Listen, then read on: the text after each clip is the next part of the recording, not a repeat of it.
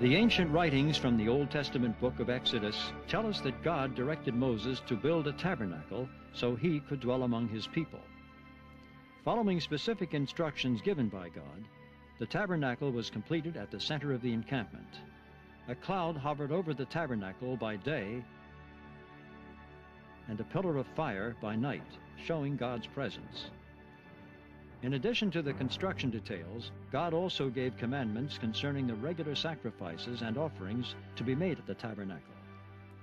Among these commandments, the Lord set aside a special day each year when the high priest would make a sacrifice to atone for or cover the sins of the nation of Israel. This solemn day was called the Day of Atonement. The Day of Atonement, called in Hebrew Yom HaKippur, was considered to be the most holy day of the Hebrew calendar.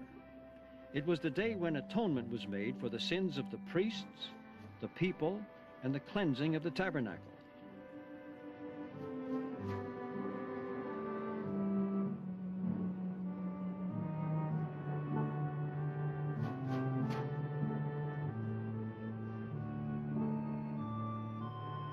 Preparations began early in the day. Everything needed to be ready and at hand, since this special ceremony was carried out by the high priest alone. On all other days, the high priest wore his full ceremonial dress made up of 8 separate pieces of clothing, which distinguished him from other priests. But on the Day of Atonement, he removed the decorative clothing and wore only the 4 white linen garments of a priest. This expression of humility further illustrated the fact that this day was different. When the high priest was ready to officiate, everyone, including the other priests, left the tabernacle and courtyard area.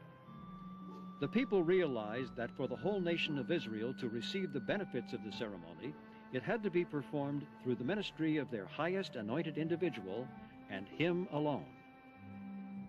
Although the people were not permitted to enter the tabernacle courtyard, they gathered at the gate to catch a glimpse of what was happening. There was a certain anticipation in the air on this Day of Atonement. It marked a new beginning for each person, as past sins were forgiven through the shedding of the blood of the sacrifice. The Day of Atonement ceremony was carried out with care and precision. Each aspect was performed with the utmost reverence, according to God's specific instructions. The washing of both the hands and feet, illustrating spiritual cleansing, was commanded by God. This physical and spiritual cleansing was repeated several times throughout the day. Once cleansed, the high priest went to the gate to receive the animals required for the sacrifices: a bullock, 2 goats, and a ram. These animals were special, carefully selected for their healthy and unblemished condition. While today it may seem a cruel concept to use a fine animal for a sacrifice, this is clearly what God prescribed and commanded. Blood sacrifices illustrated a key principle which God wanted his people to understand. He surely created these particular animals for this important purpose, and they glorified and pleased him in offering their lives for the life of the nation of Israel. 2 nearly identical sacrifice rituals were performed one after the other. The first was a bullock to make atonement for the sins of the high priest and the priesthood. The second was one of the goats to make atonement for the sins of the whole nation of Israel. Blood from the animal was caught in a copper bowl and set aside to be used for sprinkling and pouring in the ceremony. After the blood was collected, re-cleansing at the laver was required.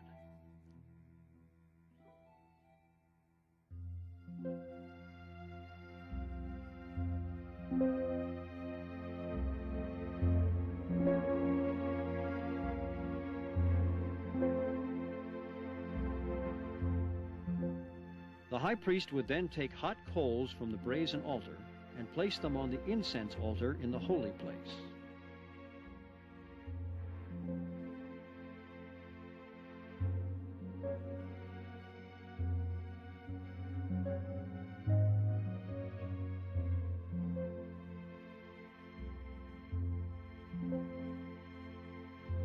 The sweet aroma from the burning incense, representing the prayers of the nation of Israel, filled the air and rose upward as the high priest offered prayers to God. The high priest would have recited several selections from a collection of 18 ancient prayers, such as, "Hear our voice, O Lord, our God, and spare us, and show mercy upon us, and accept in mercy and in grace our prayer.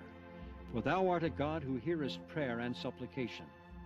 Let us not return empty, O our King, from before thy face. For thou, Lord, in mercy, hearest the prayers of thy people Israel. Blessed by the Lord who heareth prayer." Hearing the high priest praying, the people would join their hearts in prayer, asking God to forgive their sins and accept the atonement sacrifice. "Forgive us, our Father, for we have sinned. Pardon us, our King, for we have transgressed. For thou pardonest and forgivest. Blessed by the gracious Lord who multiplieth forgiveness." After cleansing again at the laver, the most critical part of the ceremony began. Utilizing the blood caught in the copper bowl, the high priest entered the most holy place, the Holy of Holies. The Holy of Holies was the chamber of the tabernacle where the Shekinah glory of God dwelled. Entering this area during the ceremony was a fearsome responsibility. Inside the Holy of Holies, the high priest sprinkled the blood upward once on the mercy seat and then 7 times before the Ark of the Covenant. He then left the Holy of Holies by backing out, never turning around and never looking directly at the Ark or the mercy seat. Since the high priest had removed his garments with the bells, the people waited anxiously outside, not knowing whether the sacrifice was accepted or even if the high priest was still alive. When he finally emerged into the outer court, the people would have undoubtedly rejoiced to see him. After recleansing at the laver, the high priest entered the holy place and sprinkled the blood upward once onto the curtain or veil that separated the chambers, and then 7 times on the ground before it. The high priest would then exit the holy place and recleanse at the laver. After combining the blood of the bullock and goat, he sprinkled the blood on the horns of... The next stage of the ceremony was designed to illustrate how God viewed the sins of the nation now that the sacrifice had been accepted. By placing his hands on the head of the living goat, the high priest would impute or transfer the sins of the nation to the goat. The goat, bearing the sin and the judgment of the nation, was then led out of the camp into the wilderness, and it was customary for the people to jeer at the goat as it was led away. In fact, the term scapegoat comes from this ancient ritual.